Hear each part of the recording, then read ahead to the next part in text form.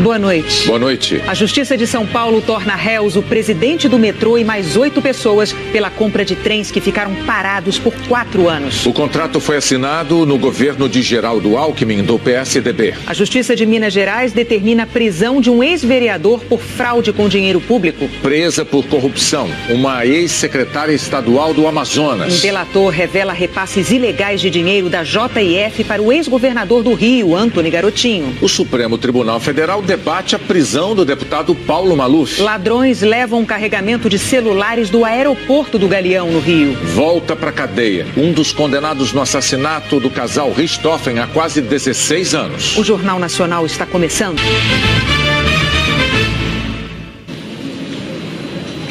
Essa edição começa falando de piscinas olímpicas. Elas são mais ou menos assim, 50 metros de comprimento e 25 por 25 metros de largura. Em média, numa piscina dessas cabem 2.500.000 litros.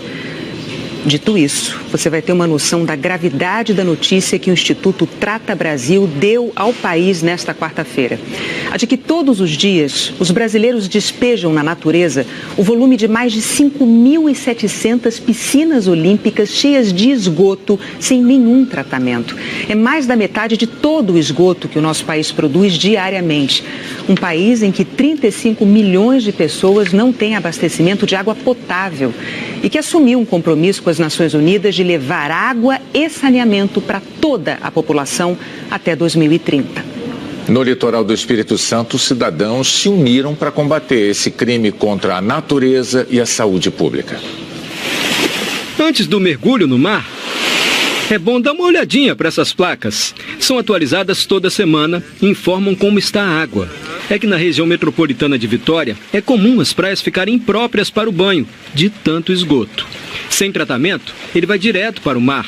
Passa por canais como este, na cidade de Vila Velha. Não tem mais capacidade de ter vida aí dentro. Esgoto in natura para o mar. Mas boa parte desse esgoto já poderia estar sendo tratada. A rede coletora, que leva o esgoto para as estações de tratamento, passa na frente da maioria das casas da região metropolitana de Vitória. O morador tem que ligar as tubulações da residência nessa rede. Mas hoje, 35 mil imóveis não estão ligados.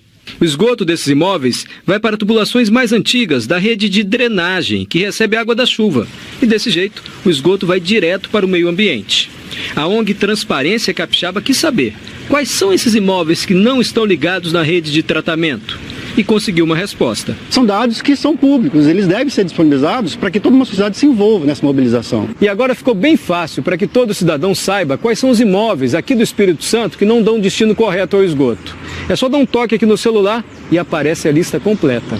O aplicativo mostra o endereço de todos os imóveis que não estão ligados. E já tem grupo de moradores se mobilizando. De olho no aplicativo com os endereços, a missão agora é visitar as casas de quem não cuida bem do esgoto. Você consegue identificar as residências, você consegue um contato direto com os proprietários, no caso, e consegue, através de uma conversa, tentar essa conscientização, que eu acho muito importante. Ela pode não gostar no momento, até de estar sendo criticada e julgada, mas a nossa intenção não é essa. É de realmente conscientizar e pedir ajuda. O custo para fazer a ligação das casas com a rede fica com o morador. E depois dessa ligação, ele tem que pagar mais uma taxa mensal, que é de 80% do valor da conta de água. Mas você não produz água suja?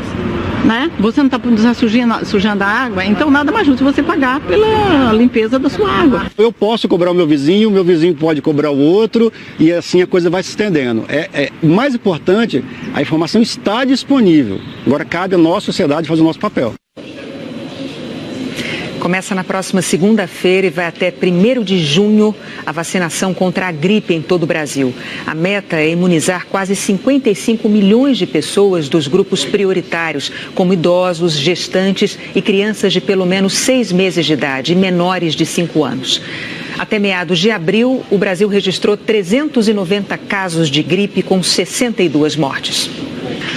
Um homem que estava cumprindo pena em liberdade por ter participado de um dos crimes de maior repercussão no Brasil nas últimas décadas voltou para a cadeia hoje no interior de São Paulo. Christian Cravinhos está no centro de detenção provisória de Sorocaba. Ele foi preso em flagrante de madrugada depois de agredir a ex-mulher em frente a este bar, no centro da cidade.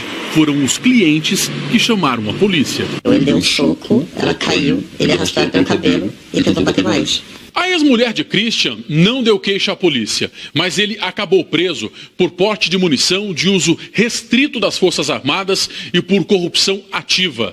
Segundo a Polícia Militar, quando foi abordado, ele se apresentou como um dos irmãos Cravinhos e ofereceu dinheiro para não ser levado para a delegacia. Ele ofereceu R$1.000 que ele tinha de posse na sua carteira para que ele não fosse preso. E os policiais negaram de pronto esse oferecimento de dinheiro e fizeram também uma vistoria num colete que era de propriedade dele, onde foi localizada uma munição calibre 9mm. Christian Cravinhos, agora com 42 anos, é irmão de Daniel, que era o namorado de Suzane von Richthofen. Em 2002, os três mataram Manfred e Marisia Richthofen, pais de Suzane, na casa da família, na zona sul de São Paulo. Em 2006, foram condenados. Christian a 38 anos de prisão. Desde agosto do ano passado, ele estava cumprindo a pena em liberdade. O irmão dele, Daniel, condenado a 39 anos de prisão, também teve progressão da pena e está em regime aberto desde janeiro. Suzane, condenada a 39 anos de prisão, está na penitenciária de Tremembé e aguarda a decisão da Justiça para cumprir o restante da pena em liberdade. O advogado de Christian Cravinhos disse que o cliente não estava descumprindo nada e que ainda iria tomar conhecimento do inquérito para decidir o que fazer. Um bandido invadiu uma emissora de rádio em Caruaru, no interior de Pernambuco. Às 11 da noite, ele arrombou a sala de redação da Rádio Cultura do Nordeste. Levou dinheiro, televisão, computadores e um aparelho que grava imagens das câmeras de vigilância. Aí o apresentador, que estava no ar, foi avisado e pediu ajuda. Tem alguém aqui na emissora? Eu até peço para quem esteja ouvindo, nossa segurança também, né? Os entrevistados puseram as cadeiras na porta para evitar que o ladrão invadisse o estúdio. E ladrões roubaram carregamento de celulares no Aeroporto Internacional do Rio. Os três homens estavam à procura de um lançamento, um celular que ainda não chegou às lojas e sabiam exatamente onde encontrar. De boné e uniforme semelhante ao dos funcionários, driblaram todo o sistema de segurança do terminal de cargas do Aeroporto Internacional do Galeão. E onde estavam os funcionários, os bandidos trancaram todos eles numa sala. A empresa importadora escolheu o transporte aéreo justamente por causa do crescimento acelerado do roubo de carga no Rio. Do aeroporto, a carga seguiria pela cidade num caminhão blindado. O roubo foi no domingo à noite, mas a polícia diz que só ficou sabendo no dia seguinte. E o prejuízo somou US$ 1 milhão, aproximadamente R$3.400.000. Os assaltantes fugiram nesse caminhão. Os criminosos levaram a mercadoria até a favela Nova Holanda, no Complexo da Maré, na Zona Norte, a poucos quilômetros do aeroporto. Um rastreador instalado na carga deu a localização exata dos celulares. Bem aqui, atrás desse batalhão da Polícia Militar. A empresa deu a localização para a polícia, mas apesar da proximidade com o batalhão, não adiantou. A polícia não teve recursos materiais nem humanos para ir lá resgatar essa carga, celular de última geração, e isso aí traz uma desesperança muito grande para o transportador. A Polícia Militar do Rio afirmou que avaliou não se tratar de uma emergência porque só foi acionada no dia seguinte ao roubo e que tem um protocolo de segurança a ser seguido antes de entrar na favela. A concessionária Rio Galeão informou que está à disposição para apoiar as investigações. O Ministério Público e a Polícia Civil de Minas Gerais cumpriram mandados de prisão preventiva contra 8 pessoas, incluindo aí o vereador e ex-presidente da Câmara de Belo Horizonte, Wellington Magalhães, do PSDC. Ele está foragido. O grupo é suspeito de fraudes em licitações de empresas de publicidade durante a gestão de Wellington Magalhães na Câmara. Segundo as investigações, o desvio chegou a R$30 milhões. A defesa de Wellington Magalhães afirmou que ainda não teve contato com o cliente e que analisa os documentos para decidir que medidas vai tomar. A polícia do Amazonas prendeu a ex-secretária estadual de Infraestrutura. Valdívia Alencar é suspeita de fraudes em licitações de 40 milhões de reais entre 2009 e 2015. Em 3 casas da família dela, a polícia apreendeu 240 mil reais em dinheiro e uma planilha com a relação de mais de 40 imóveis. A defesa de Valdívia Alencar declarou que a cliente não desviou recursos públicos e que a prisão foi insensata porque ela já tem prestado esclarecimentos à Justiça e ao Tribunal de Contas do Estado. O Tribunal Superior Eleitoral manteve ontem à noite a cassação do governador do Tocantins, Marcelo Miranda, do MDB, e da vice, Cláudia Leles, do PV. Em menos de 2 minutos, os ministros do TSE negaram por unanimidade os embargos declaratórios de Marcelo Miranda, do MDB, e concederam, em parte, o da defesa de Cláudia Leles, do PV, que pedia para corrigir na decisão o nome do partido dela. Declaro desprovidos os embargos declaratórios de Marcelo de Carvalho Miranda e acordo de Cláudia Leles apenas para indicar corretamente a agremiação partidária a que fazia parte a embargante em caso. Perguntou alguma divergência? Não. Não havendo, proclamo o resultado. Em março desse ano, Marcelo e Cláudia foram condenados pelo próprio TSE e afastados do cargo por Caixa 2 na campanha de 2014. Na época, um avião com 500 mil reais e santinhos foi apreendido em Goiás. No começo desse mês, uma liminar do ministro Gilmar Mendes, do Supremo, suspendeu a cassação até a análise dos embargos, que agora foram rejeitados. A decisão de ontem foi publicada hoje, no fim da tarde. Depois de notificado, o presidente da Assembleia Legislativa vai reassumir o governo. Mauro Carlesse, do PHS, comanda o Estado até uma nova eleição. Vai mudar a data de registro dos candidatos e da propaganda, mas esperamos que a data da eleição propriamente seja mantida no dia 3 de junho. Marcelo Miranda e Cláudia Leles declararam que acreditam na justiça e que aguardam a notificação para entrar com um novo recurso. A Justiça de São Paulo tornou réus o atual secretário de Transportes Metropolitanos, o presidente do metrô e mais 7 pessoas por improbidade administrativa. Eles são acusados de terem comprado 26 trens que ficaram parados por 4 anos. O contrato foi assinado no governo de Geraldo Alckmin, do PSDB. A reportagem é de Wallace Lara. A ação foi proposta pelo Ministério Público de São Paulo em 2016. Segundo as investigações, 26 trens foram comprados por 615 milhões de reais em 2011, durante o governo de Geraldo Alckmin, para a linha 5 Lilás, e ficaram em pátios do metrô e da fabricante no interior do estado.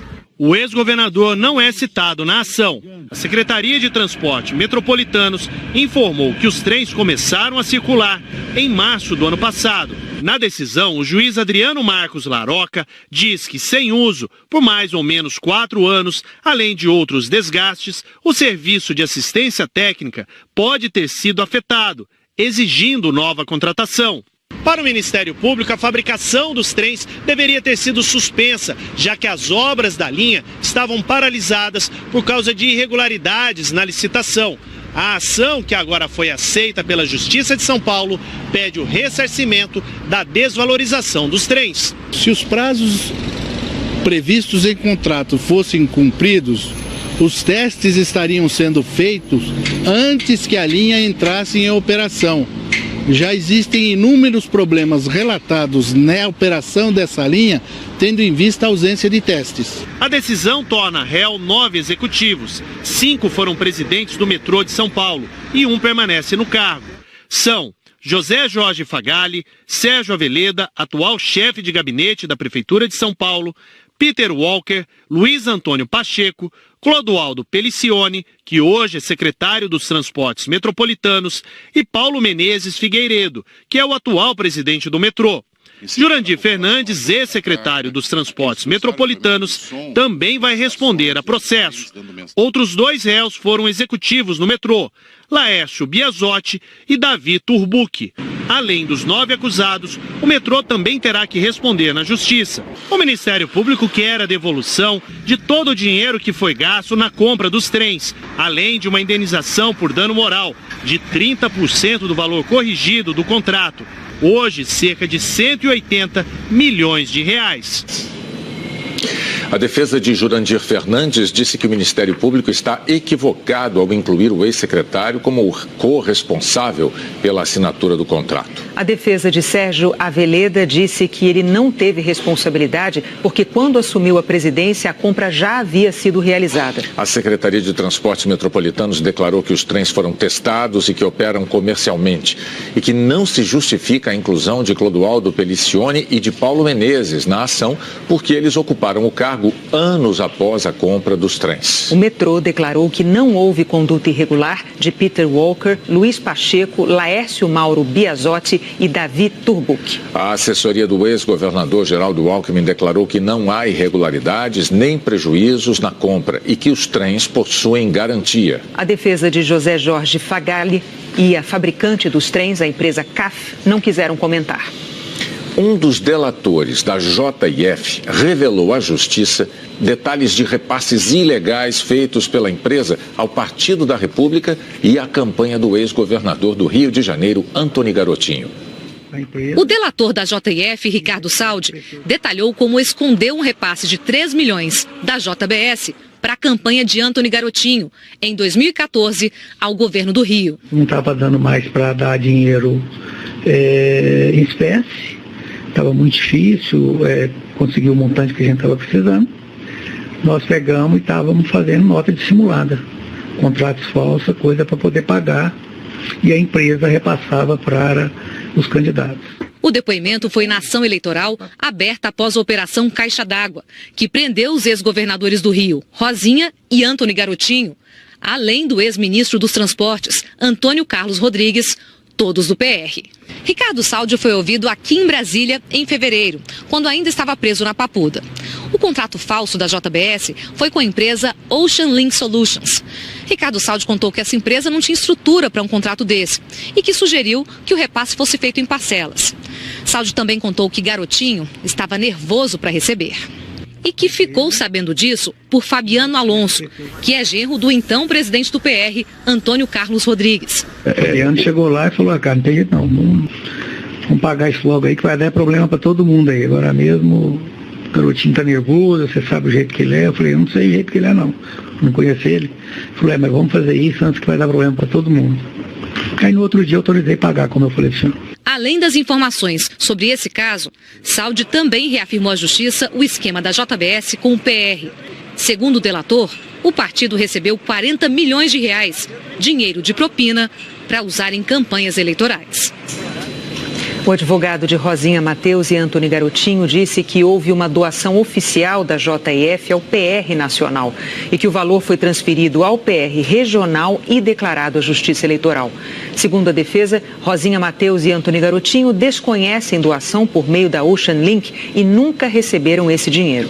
A defesa de Fabiano Alonso declarou que ele não participou de ato ilícito e não tem qualquer envolvimento com Ricardo Saldi, Garotinho ou com a empresa Ocean Link.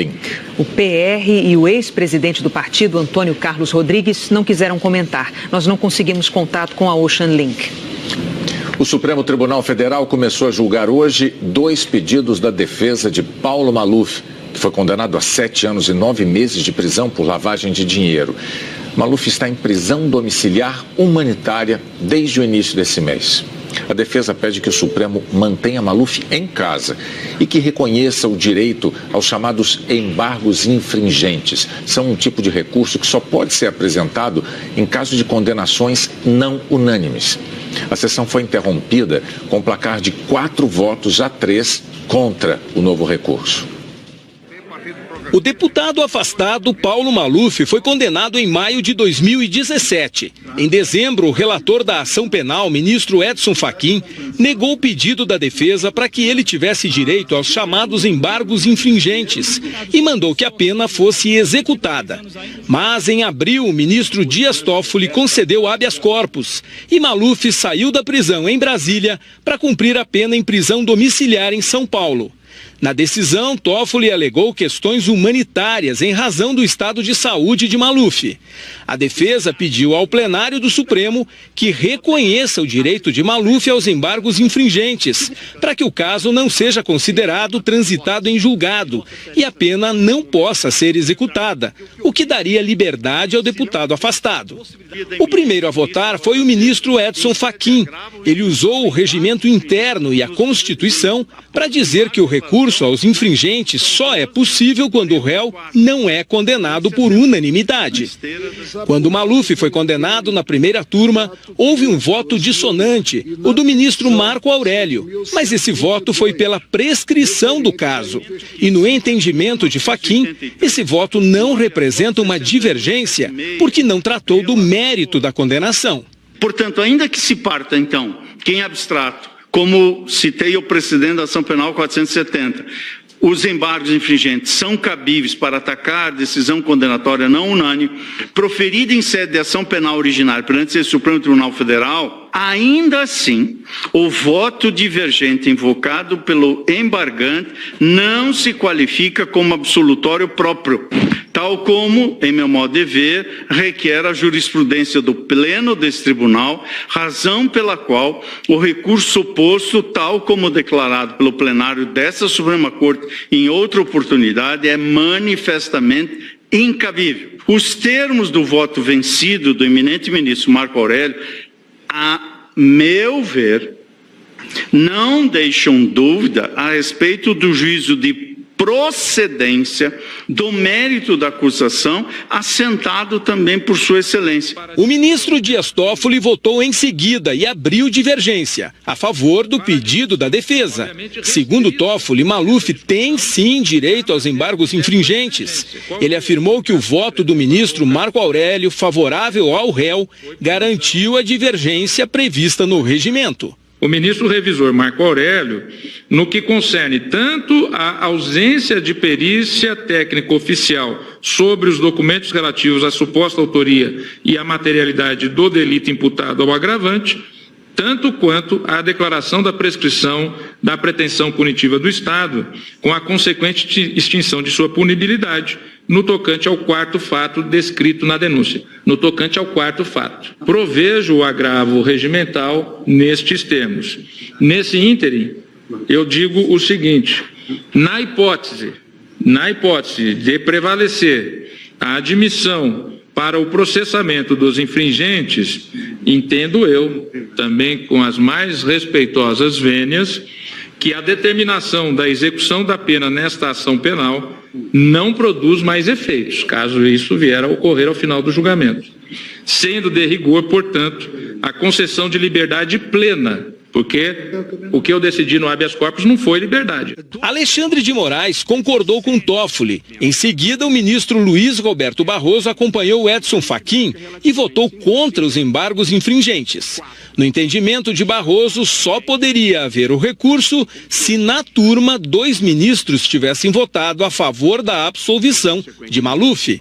Eu penso que o segundo requisito para o cabimento de embargos infringentes de decisão da turma é que haja 2 votos divergentes no sentido da absolvição plena, portanto, a absolvição em sentido próprio. Portanto, na parte em que estou assentando, em tese, as minhas ideias, presidente, sobre o cabimento, elas se sintetizam da seguinte forma: acho que enquanto não mudarmos o regimento, o que talvez seja uma boa ideia, cabem embargos infringentes de decisão da turma. Para o cabimento, o requisito número 1 é que os votos minoritários sejam de absolvição em sentido próprio, e o requisito de número 2 é que haja votos, que haja 2 votos divergentes para que possam ser cabíveis. Rosa Weber e Luiz Fux também votaram para negar a possibilidade de um novo recurso para Maluf. Ricardo Lewandowski votou para aceitar. Ainda faltam votar 4 ministros: Gilmar Mendes, Marco Aurélio, Celso de Mello e a presidente Carmen Lúcia. O julgamento foi interrompido hoje quando o placar estava em 4-3 contra a possibilidade de embargos infringentes a Paulo Maluf. Se esse placar for revertido amanhã, a prisão de Maluf será automaticamente revogada, porque a condenação dele não será mais definitiva. Se não conseguir o direito aos embargos, Maluf ainda pode contar com um habeas corpus, que a defesa dele já apresentou aqui no STF. Nesse julgamento, o Supremo vai tomar uma decisão importante: se um ministro pode, em habeas corpus, contrariar a decisão de outro colega. O Tribunal de Justiça de São Paulo absolveu por 3-2 o ex-prefeito da cidade, Gilberto Kassab, do PSD, da acusação de improbidade administrativa. A ação movida pelo Ministério Público questionava o modelo de incentivos fiscais concedidos para a construção da Arena Corinthians, em Itaquera, na Zona Leste. Mas o Tribunal de Justiça considerou constitucional a Lei Municipal de 2011. O Corinthians, a empreiteira Odebrecht e o fundo que administra a Arena também foram absolvidos.